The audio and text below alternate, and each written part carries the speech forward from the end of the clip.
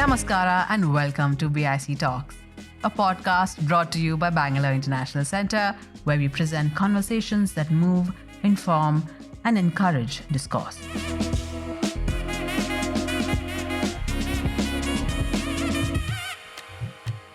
For example, in a non-trivial sense, inroad was made into the area of the needed awareness of corporates into it by corporate social responsibility funding.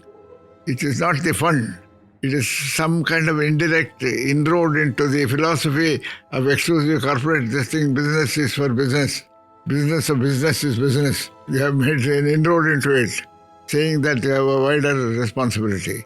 Of course, even before corporates and the social media and others thought about it, the corporates themselves thought about it. People, planet and profit. They called it PPP. These are all transformational things which have to be pursued. This is the concern of law.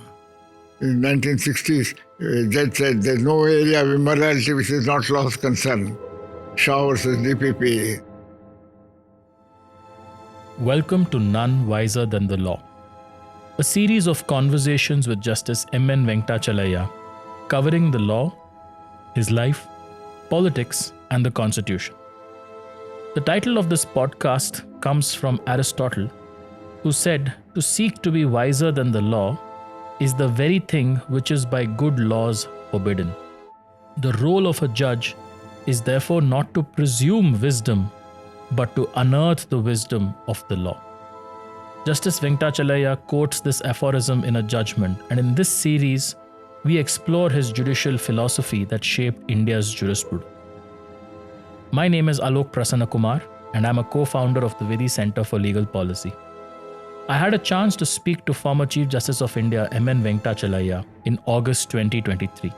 In our conversation, we covered a range of topics, from his beginnings as a lawyer to his tenure as a Supreme Court judge, his landmark judgments, and his views on developments in law and society. With over 70 years of experience as a lawyer, judge, and public figure, Justice Venkatachaliah has seen it all. The birth of independent India, the tenures of multiple prime ministers, the rise of social movements, secession, deep social conflicts, and their resolutions. What does he make of India and the journey it has taken over the last 75 plus years? In this episode, we will be hearing from Justice Venkatachaliah on his perspectives on the state of the Indian judiciary, what the legal profession ought to be like, and where legal education should go. Of course, I was in the graduate school and everybody was so excited. But at the same time, everybody was so depressed because of the killings that went on. The partition riots were so depressing. It's a moment of ecstasy as well as a moment of great depression that I think almost 800,000 people were killed in the process. And the harrowing stories of how train loads of dead bodies came from one side to another and from this side to the other. But there's a moment of great ecstasy. Despite this depressing scenario, people celebrated. What is interesting to me is in Mysore, old Mysore, then far removed from the events of the partition, it's interesting that it played such a big role in the collective memory of people also. Mysore, the freedom struggle continued even after Indian independence. Sir Arcot Ramasamad there was the Diwan, and they would not readily accede to the demands of democracy because I think the kings were confused. And in Kerala, somebody set a bad example, saying that the paramountcy has lapsed and we have become supreme. We have a right to accede to anybody whom we want and all that. And there was that kind of noise that was being made in Kerala. In Karnataka, it was more suppressed reaction from the royalty. It seemed as if they were wanted to go with the flow. And the general intent and mood of the people as such was that no question of any separation, no question of any paramountcy. No. That was only a temporary aberration in Kerala. And I think in a place called Junagadh. There are only two states where, but People have not sufficiently been educated about the process of integration which Sardar Patel and his able secretary did. Menon. His own life was a very illustrious story. I think he settled down in Bangalore after his retirement. And I think he passed away in Bangalore. So I think now we'll move to a little bit to the judiciary and its functioning. One of the issues that we see repeatedly happen when we talk about the judiciary today is the choice of judges to be elevated to the Supreme Court or the High Court. And even as we speak, I think Justice Muralidhar, who has retired as the Orissa High Court Chief Justice, there is a call and a demand that he should have been made a Supreme Court judge. And there is a lot of criticism of the collegium as to why such a fine judge did not make it to the collegium. What do you see as some of the problems with the way the collegium is functioning these days? There's no problem. There must be some way a matter has to be addressed. Alexander Pope said, forms of government let fools contest. Whatever is administered best is best. This is a process. But do you think the collegium itself is working well? I mean, let's say that is the system that we have. But is the system itself working well? Is it working as intended? Get the best men is always the cry of the amateur in politics. There are no best men. You must have the best systems. And amongst so many other systems tried, this seems to be, I wouldn't say the best, but the least hostile. Compared with any other alternative system that you... Every system has its own merits and defects. This has its merits and its defects. We must accept it as a whole. They have made very good appointments. There may be, in some cases, a number of good judges have missed the Supreme Court. For example, Chittasosh Mukherjee, the Calcutta High Court. At the stage when he was invited, he declined because he had not, in the proper time, he was not invited. And the number of judges, but that's the give and take of the system. But the questions that I think fundamentally arise with the collegium system is that the process as such is supposed to ensure protection of independence of judges, or at least the process is been designed to ensure that the judges chosen are independent of the executive. But we see that the executive seems to have had some sort of a veto over certain choices. Do you think the collegium its system itself has undergone some sort of change? Look at the American system. Chief Justice is brought from elsewhere and put in there. It happened in Bihar, the wake of our independence. The Advocate General of the state was straightaway appointed Chief Justice of the court. I think Chief Justice Jha. There are a number of instances. You can't judge it by one instance.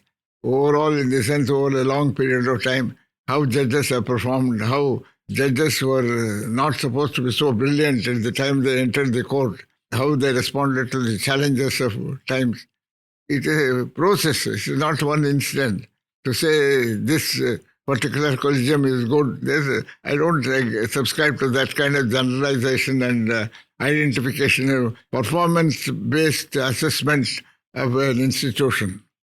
The reason why I also ask is that there are a lot of lawyers across high courts. And I suppose here in Karnataka, we have had the instance of Dr. Aditya Sondhi, who consented to be a judge of the High Court, was recommended by the Supreme Court, and was not appointed by the union government at all.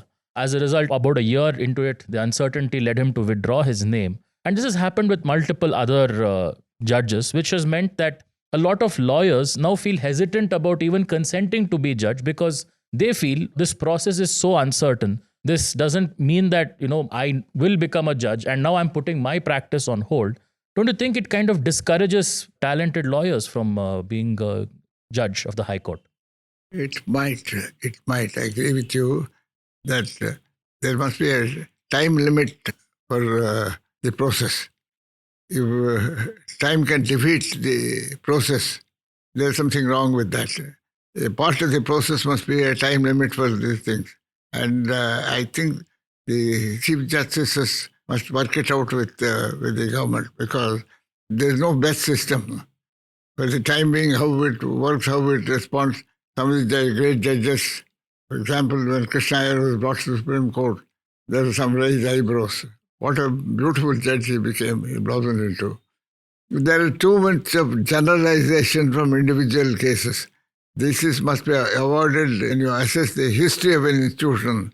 This kind of providing kind of a generalization, make an issue out of an individual case, may not reflect well upon a correct assessment of the performance of that institution.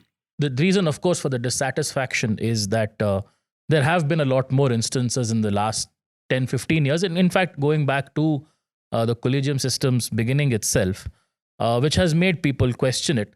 But I sort of wanted to bring one point, and since you mentioned that system is essentially as good as the process that is followed, what are your thoughts on increasing the transparency of the process? Since you mentioned the US system, there it is as transparent as possible. The judge answers questions in public. So how do you think that we can do that here? English system has transformed itself into a very democratic kind of thing. I think there's too much of democracy in the process of selection of this. Inside, the assessment criteria must be so strict and so comprehensive. You can also put the political philosophy of the incumbent into this case, but each must be evaluated in context. Scores must be maintained, and that must be made confidential within the collegium, and a time limit for this disclosure for 10 years. It should not be disclosed. Some such thing. You can't make every inquiry from the color of his skin to the color of his politics. You go into all that, how he is going to be a well-conducted judge, promote the constitutional philosophy. But at the same time, there must be a limit to this thing. If you, at one point of time, suitability, unsuitability was announced. A judge, for example, a judge was invited to accept a judgeship. He was recommended. He was rejected. And he is no fault of his. So there's some correction is necessary in the procedure. And the assessment must be kept confidential for a particular period of time. Otherwise, the lawyer's personal life is taken into account and something is done. Unnecessarily, you are creating a controversy about an individual. So if, say, hypothetically, if Chief Justice Chandrachud said, I want to list out some attributes, some points for assessment of candidates for judges, and if he approached you, what would be some of the attributes that you would say, look for these things when you are assessing a judge? You see, I remember Lord Chancellor answering that question. What it takes to be the Lord Chancellor or a great judge. He says, first and foremost, he must be a gentleman. It doesn't matter if he knows a little law also. There may be an overemphasis of this thing, but the point is the assessment about the personality, how it will inspire confidence in the public, in the system. And that takes us back to the great debate about the need for a Bill of Rights in England. Carman and Denning had a discussion.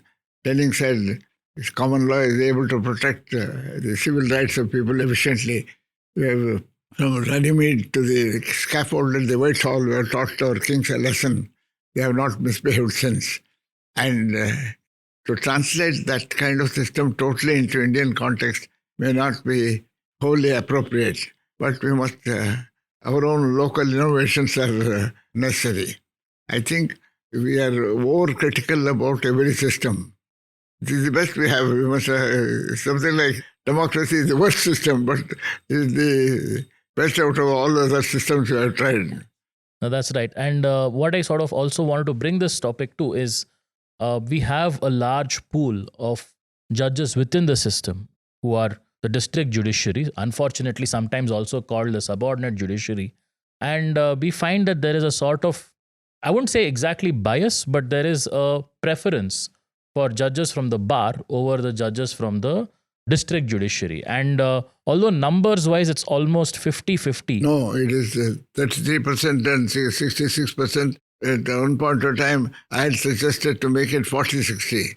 40 in favor of the... This is judiciary, because this is judiciary trained in a particular way. In public law issues, by the time they come to the High Court, hardly 4 to 8 years left. They can't get, it's not their fault, but there was no opening to the public law litigation. Is there some way that can be remedied? That is the point that I wanted to come to, because the point that is made is that judges from the district judiciary don't have that much exposure to public law. But is there a way that the High Court can, let's say, identify the 20 most talented, more hardworking, honest, efficient judges?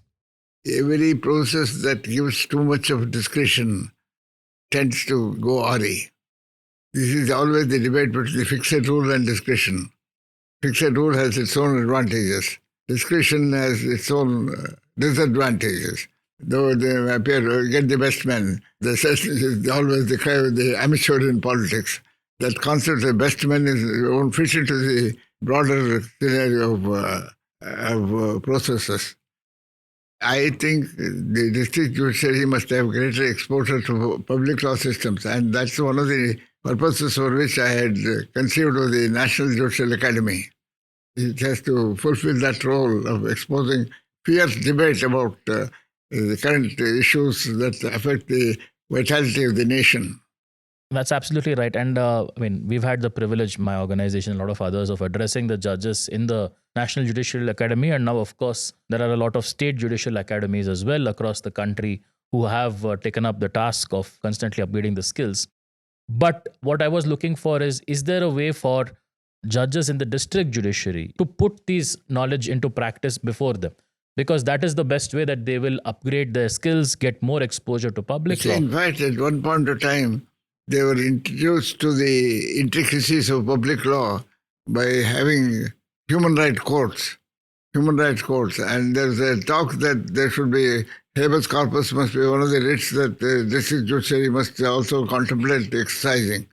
That is the kind of thing. You must promote that kind of the vitality of that debate is very relevant. And, for example, ordinary courts of the land, the doctrine, Chief Justice of India violates the principles of natural justice and dismisses his servant.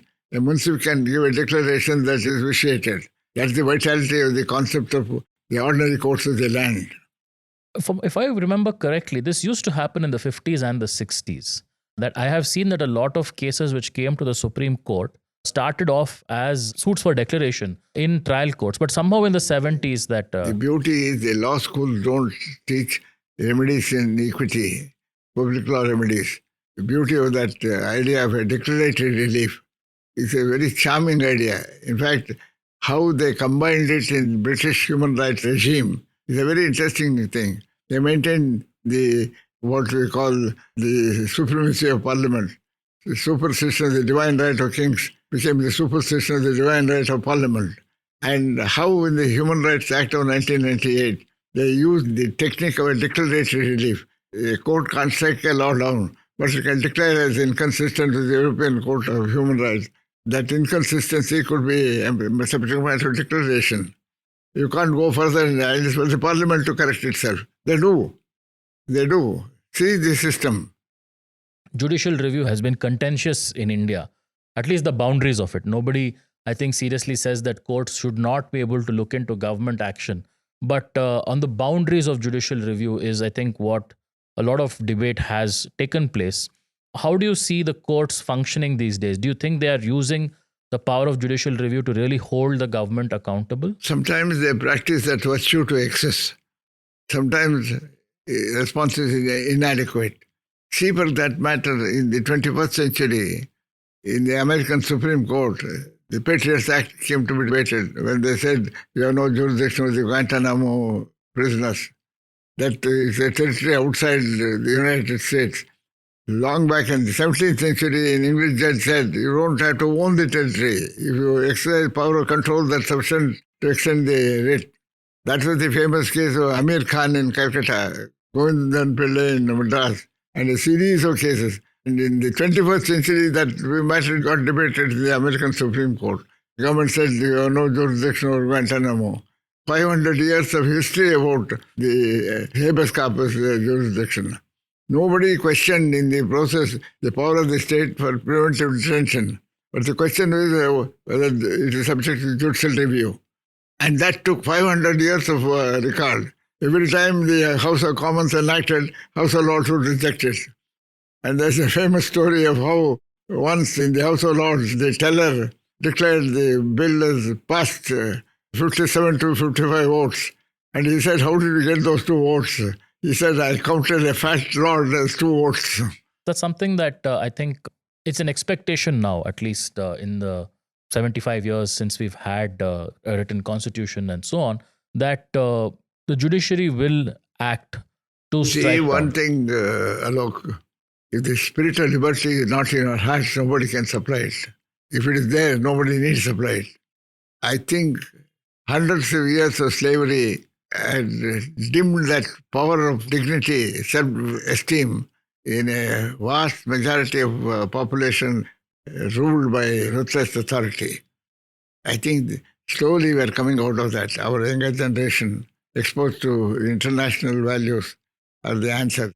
Liberal education is the answer for it. In the maze of this specialization and technicalities, we are constrained in cocoons of specialization. That liberal education is something different from expertise in particular areas. That kind of localization is happening, perhaps. Maybe that the educationists must think about it. Which also brings me to the point that I wanted to also bring during the course of our discussion. We have discussed this a little bit in the past, but legal education as such, how do you see ideally the structure of legal education that is needed for, say, a 21st century judiciary, bar, and so on? Pardon me for saying, if this is the system of legal education, they won't even go anywhere at all. You must have a greater input of economics and sociology. Somebody said if a lawyer who doesn't know sociology and economics is apt to be a public enemy. Broham said it must be vast as the sky and deep as the ocean. Humanities must be a generous part of it, and technology must be an equally generous part of legal education. The 5 years of training must be formally there. Law schools were simply some kind of formality. Today it is assumed, thanks to the national law schools. I had something to do in the 80s about the national law school, and in fact one of the ideas of 2 lecturers, one doubt-clearing session, 2 lecturers addressing, was a part of the idea developed by a group in which I participated. So tell us a little bit more about that. How did the idea for the National Law School come about? See, every system rises to the level of its own inefficiency. The National Law School is perhaps set a model of excellence comparable to anything in the world, but curriculum review is constantly necessary. By and large, they have done a great job, Baba. I think we must owe it to the students as much as to the lecturers for the excellence of standards that they have tried to maintain. The bright students are an asset to the system.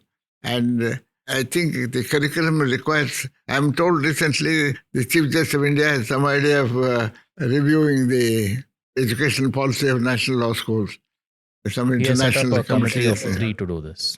3 internationally respected scholars to review the functioning of the National Law School of India University.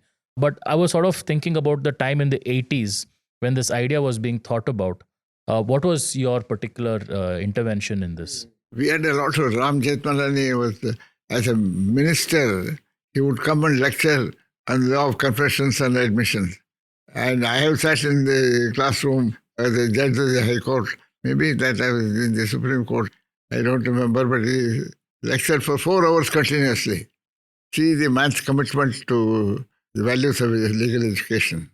No, that's quite amazing. And I think that is happening less and less as we go forward, because I was in conversation with other law students, and they wanted lawyers to come and talk to them about the cases. Well, it's not a lecture. They must talk to them as a doubt-clearing No, exactly, session. exactly, which is what I was hoping for. But how do we rekindle this link between the bar and the legal education? Bar Council of India is the answer. They must grow up in a hurry and spend a little more attention with an adequate dose of interaction with educational experts and the teaching community. Teaching community is isolated from the practical area. Unless they argue some cases in court, they don't know the feel of it. It's not in the paper, it's the feel in the courtroom. I told you how an American top lawyer came to House of Lords and found himself unequal to the morality of the process. No, that's right. And in a sense, what I suppose, at least the live streaming of court proceedings, which is now available on the internet. The beauty of the common law courts is one meaningful shrug of shoulders of a Queen's counsel in court is not 100 pages of closely drafted written arguments may not be equal to it. The kind of humor, the kind of it's all serious business.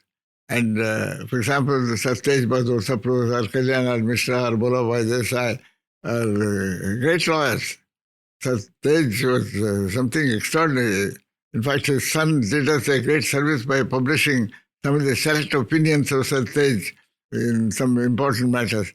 The title of the book is Responsa. See, I think I would put it like this. A closer interaction between the judiciary, the bar and the academia, the higher sense, interaction in the higher sense, is not only a desirable thing, but it's an absolutely necessary thing to save the system from the ravages of technology. That's absolutely right. And what I sort of also get the sense is that this broader liberal education, which you mentioned, I, for one, benefited from it because that was the advantage of a 5-year course. It gave an opportunity for the teaching Quite right. of... It's a revolutionary step. And 5 years must be followed by now the area of, for example, corporate laws, the kind of monitoring of performance of contracts to technology. All this kind of thing is going to merge into each other in such a way that a technologist without knowledge of law will be useless and a lawyer without technology will be worse.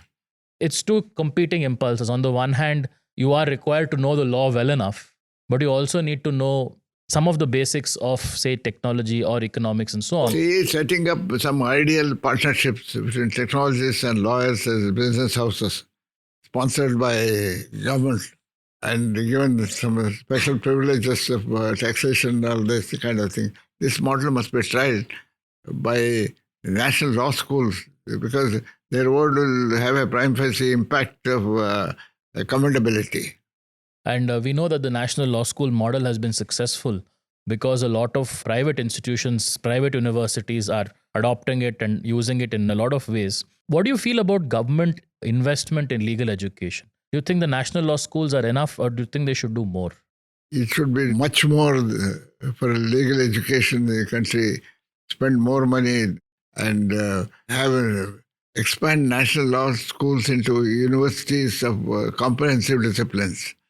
For example, microeconomics and linear algebra, calculus. These are components of understanding economics. If you don't know calculus, you don't know economics. And how do you integrate a course of calculus in law schools? Experts must seriously think of integrating various disciplines in an appropriate measure. You have brought up a very interesting debate that has also been ongoing for a while within law schools and within legal education also. Because there is a sense that if we keep law schools as law schools, legal education will get primacy. And if we don't go into too many different areas, there is a risk of diluting the prime objective of a law school. Do you see that as a legitimate fear? Otherwise, the whole legal system will die, perish. Already there's some technological controversies for which law is inadequate.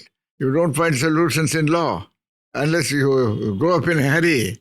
See, for example, crypto economy. What kind of solutions the law provides for that? It's a runaway systems. How do you deal with them? You got to chase them with the same speed. And that's a very valid point, because I think that is where I suppose the benefit of the law university as we know it, expanding to take other social sciences, other sciences also within its ambit. And liberal dose of humanities is absolutely necessary. Otherwise, the mind will be in a rut unless the emotions are released. For example, I had the privilege of being the founder patron of Kalidas Ghalib Society in Delhi.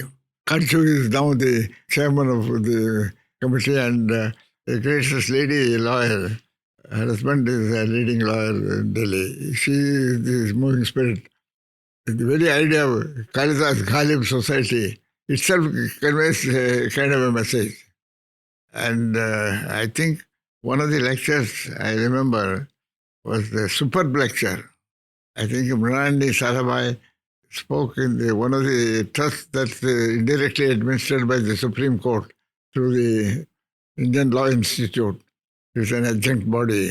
It has a number of endowments. One of them was Ranli Sarabhai spoke, delivered a talk, Art and National Integration. That lecture must be printed in gold. And that's some kind of a link between law and literature. You're right. And I think some of the most enjoyable classes that actually I had in law school were law and language and law and literature, which I don't think regular law colleges could have offered. It's a beautiful thing. Next month I'm delivering a literature and law endowment lecture online. And I'm a Portia man, not any declared in a judgment. I'm a Portia man. On the topic of legal education, if you had to sort of summarize where you would like to see the next 25, 30 years of legal education in India, what do you think that vision would be? Legal education will be more comprehensive with a greater input of technology and humanities. The personality of the lawyer is going to expand. The ideal lawyer is a Confucius man. He must have the mind of an Aristotle in his frame. And they are going to be the guiding spirits of the destiny of nations. And law, technology, and sociology and economics are the four branches which will drive the future civilization. They are the civilizational institutions. They must conceive of civilizational dimensions of legal education.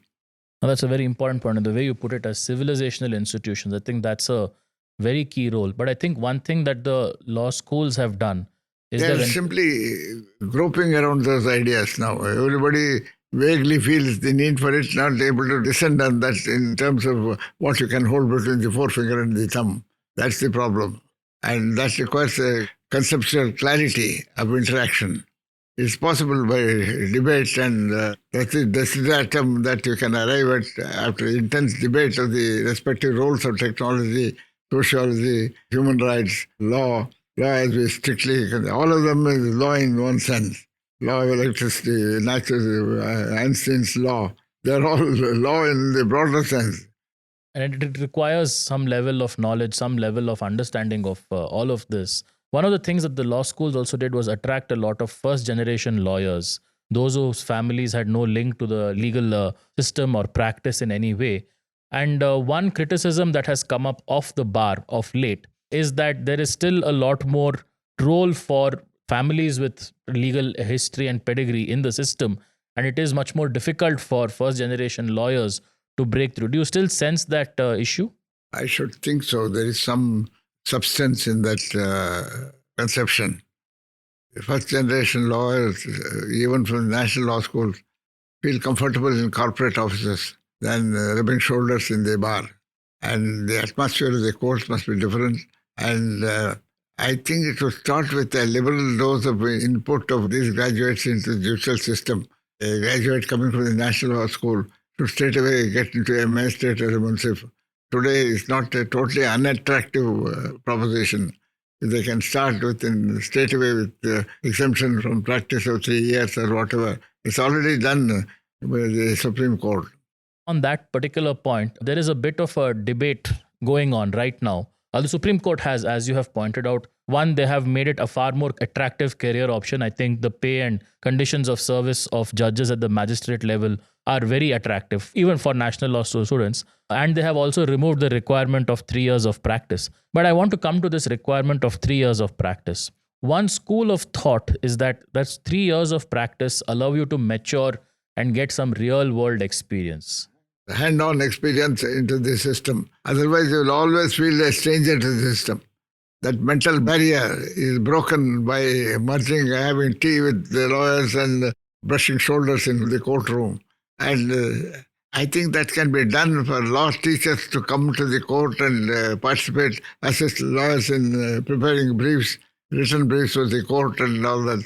Greater part academic participation. This is happening with young national law school students coming up. They have access to the computer and the internet. A lot of nonsense is generated there.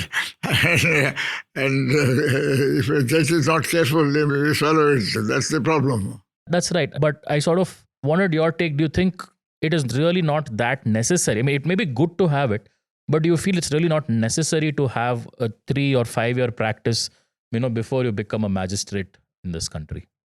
I think in this change scenario, if you had asked me this question 25 years ago, I would have said interaction is absolutely necessary. Today, I have a doubt whether the system can work much better without compulsion of that interaction. I'll put it negatively, that it is worth trying. Though, of course, familiarity with the system, with the flow, gives you a little more self-confidence. No, that's absolutely right.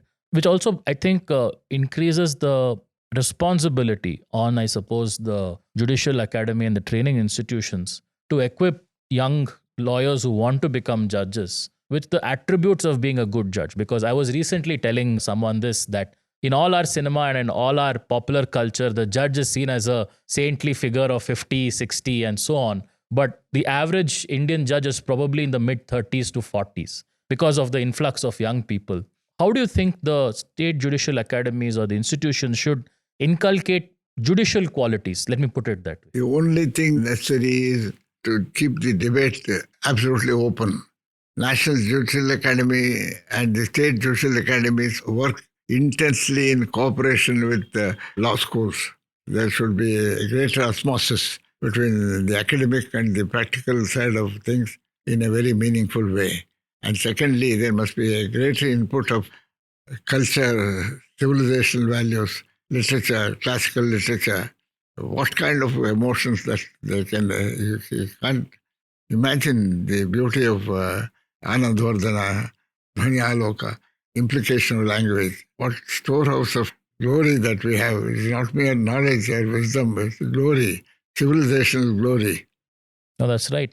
And one thing which also I sort of wanted your take on is the sense that national law schools, at least, they're set up by the state governments, but their interaction with the surrounding community and the people of the state are very limited. And they tend to become a bit of an island. How do you see them breaking out of, because students come from all over India and we don't want to stop that. How do you think they can? 15 years ago, Menon of the National Law School, he and I had virtually prepared a program where the National Law School boy who comes out will be funded for a period of 3 years to be the advisor for the local bodies, village local bodies. They didn't have to go there, but they have a contact with them online. The question arose whether corporate funding was desirable. But I said it is not undesirable in the sense they know the feel of the administration, the grassroots administration, and caution them how they're inconsistent with the accepted values of legalism. So they will have an exposure to it. And then came some research institutions, for example, Vidhi. They started this kind of going out of their customary territory to go into policy making and examine the values of it. This kind of thing, this exposure must be available to them so that they may settle down ultimately. There's a long way to go. You'll have at least some 60 years ahead of him. So 1 or 2 years of this kind of investigation may be desirable. No, that's a very interesting idea. And this idea of having young law graduates work with panchayats, did you take it to anybody in government? Were you able to? See, we thought more than government, big corporates could be a little more elastic and responsive, because we are going to be indirectly an inspection on governmental processes. For example, village panchayats, how they deal with their contracts, how they deal with these things. It's all some kind of area where there are no demarcated lines of legalism. No, that's a very interesting idea, and maybe it's something worth re-examining and hoping so one of the law schools also take it up going forward. I mean, apart from the corporates who should try and fund it. But one of the points that you sort of made is also about inculcating in the law students an awareness of the culture and the larger civilizational ideas. One thing law students and lawyers must understand is their responsibility and their utility is not confined to the courts. There is a vast area outside the courts themselves where they could be useful, they could employ their talents profitably. Nothing can work charitably unless it is profitable. Every effort must be profitable in a nobler sense, not in what to take away from it, not necessarily monetary terms or economic values. Some kind of a contribution to a civilizational change that is necessary. Everybody feels uneasy with the system. You can't even identify which is the part of the body which is aching. There's a general malaise. How do we understand it is the result of critical analysis, professional, critical, and knowledgeable analysis.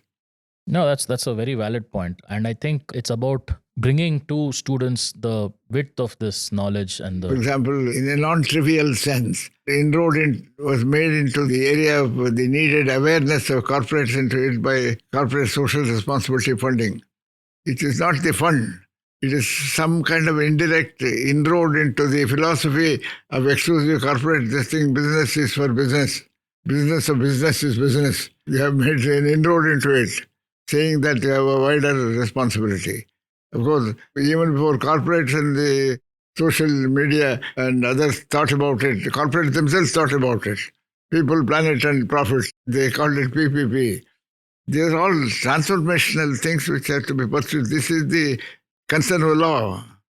In 1960s, judge said there's no area of immorality which is not law's concern. Shaw versus DPP. Then they gave the great debate between when did they become moralists, when did they just become moral. There's a fierce debate about it.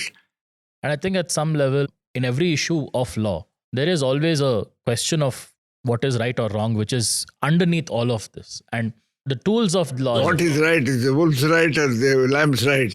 That's right and wrong is a debate which is not an open shut debate. Quite right.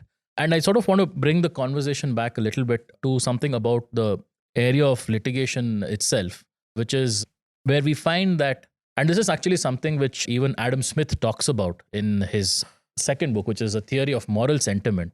He notices how it is very difficult for young lawyers to last in the profession unless they have a solid base or a solid backing of someone. And he finds that as a result, there is a concentration of work and money in the legal profession. And I noticed this also among my peers. A lot of people left after the first, second, third, fourth year simply because they didn't find that they were able to make, not that they lacked for any ability or talent, but they weren't able to attract work in that way because people didn't know them that much. They didn't have the backing. I was very lucky in that way that I started at the chambers, which helped me a lot.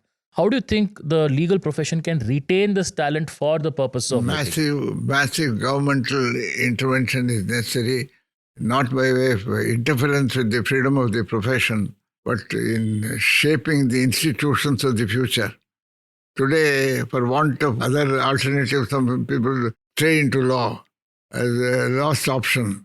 That kind of thing must stop, and the entrance must be strictly scrutinized with reference to the motives with which they enter this area.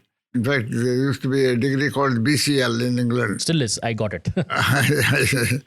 And here, 3-year course of law is a cultural, not a professional thing. A professional institution, when once you admit a lawyer into a professional institution, his future career, by way of the value of his contribution to the nation, must be partially state responsibility, partially the responsibility of corporates who thrive on legal expertise.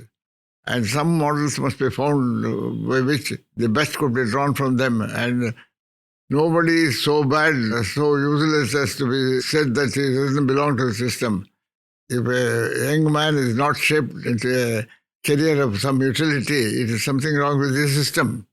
I've seen a number of young lawyers who didn't know, they came through some kind of semi-education, as I call it in law. They shaped themselves well and are good seniors. No, and that's, I think, a very important point you've made in the course of that, which is to ensure that people who study law want to study law. And I think that's been one of the most important contributions of the national law schools as they are now, that they have attracted people. You must infuse a sense of great personal dignity and professional honor. Sometimes when I see lawyers not well dressed, sartorial elegance is a mark of self-confidence. And I used to tell them, please dress yourself very well, because a doctor who comes in some kind of shabby clothing will not inspire confidence in the patient. So there is so many dimensions of a legal personality. That's right. And currently now, I suppose, the demand for legal education is quite high, and there is also great interest. Pretty much the only way in which the admission process takes place is the common entrance exam, or the CLAT for lawyers. What are your views on a common exam for lawyers? Do you think that's the best way? Do you think there are other ways? For want of any other better system invented so far, that is the most satisfactory system that can exist today. You can improve upon it. You can make it more socially responsible, socially accountable. But this is happening with the NEET debate in Chennai. You can't take away any standards at all. That's the emphasis. But one thing, this CLAT examination is perhaps the most relevant idea to regulate in a big way the future of the legal profession.